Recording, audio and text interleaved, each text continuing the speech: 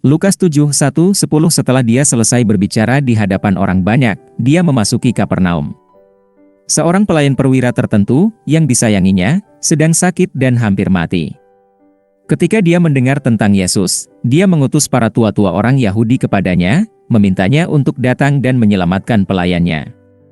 Ketika mereka datang kepada Yesus, mereka memohon dengan sungguh-sungguh, mengatakan, "Dia layak bahwa Anda harus melakukan ini untuknya, karena dia mencintai bangsa kita, dan dia membangun sinagoga kita untuk kita." Menyembuhkan hamba perwira, Yesus pergi bersama mereka.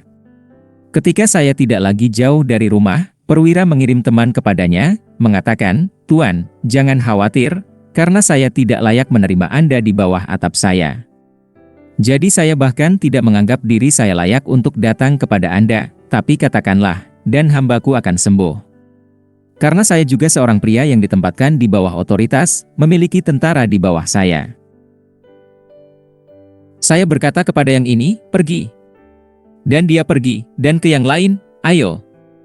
Dan dia datang, dan kepada hambaku, 'Lakukan ini,' dan dia melakukannya." Ketika Yesus mendengar hal-hal ini, dia heran padanya, dan berbalik, dia berkata kepada orang banyak yang mengikutinya, "Aku berkata kepadamu, aku belum menemukan iman yang begitu besar, tidak di Israel." Mereka yang diutus, kembali ke rumah, menemukan bahwa hamba yang sakit itu sehat. Komet, menyembuhkan pelayan centurion. Apa yang diungkapkan hal ini tentang Yesus? Dia tidak perlu hadir secara fisik untuk sembuh. Nilai, catatan Matius tampaknya membuat perwira itu berbicara langsung kepada Yesus. Tapi ini hanya kesan. Lukas lebih berorientasi pada sejarah. Perwira itu sebenarnya berbicara kepada Yesus melalui perwakilan melalui para pelayannya. Dan ini juga sejalan dengan tema tidak harus hadir secara fisik dalam menjalankan iman. Saya pikir perwira itu menghindari kontak dengan Yesus karena dia tahu tradisi orang Yahudi dan dia tidak ingin Yesus dilihat sebagai najis atau najis yang tidak perlu dengan membantunya. Pengamatan, apakah kita peduli dengan membuat Yesus membantu kita seperti halnya kita dengan kesan tentang Dia yang kita berikan kepada dunia? Satu hal yang menyebabkan iman superior perwira ini adalah bahwa dia hidup dalam sistem hierarkis. Konsep ketuhanan kurang disadari saat ini di mana penerapan ketundukan dan kepemimpinan masih terbatas. Misalnya, ketika suami dan ayah tidak diperlakukan sebagai figur otoritas yang sah, konsep Yesus sebagai Tuhan juga diremehkan. Devaluasi ketuhanan Kristus seperti itu cenderung menciptakan orang-orang Kristen dari iman yang lebih rendah.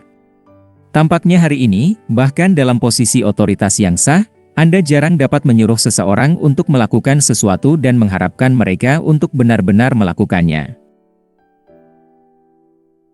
Ada begitu banyak penekanan pada kebebasan dan hak pribadi sehingga otoritas menjadi tidak relevan. Tetapi kerajaan Allah bukanlah demokrasi. Dan meskipun gagasan tentang Tuhan secara politis tidak benar atau dianggap mirip dengan perbudakan, Yesus adalah Tuhan. Pengakuan iman Tuhan Yesus Kristus, saya mengakui dosa-dosa saya, dan saya bertobat dari dosa-dosa saya, dan saya mengakui Tuhan Yesus Kristus sebagai satu-satunya dan cukup juru selamat hidup saya, menulis nama saya dalam buku kehidupan. Kisah Para Rasul pukul 4:12. Tidak ada keselamatan di dalam orang lain, karena di bawah kolong langit tidak ada nama lain yang diberikan kepada manusia yang olehnya kita harus diselamatkan. Kisah pukul 4:12.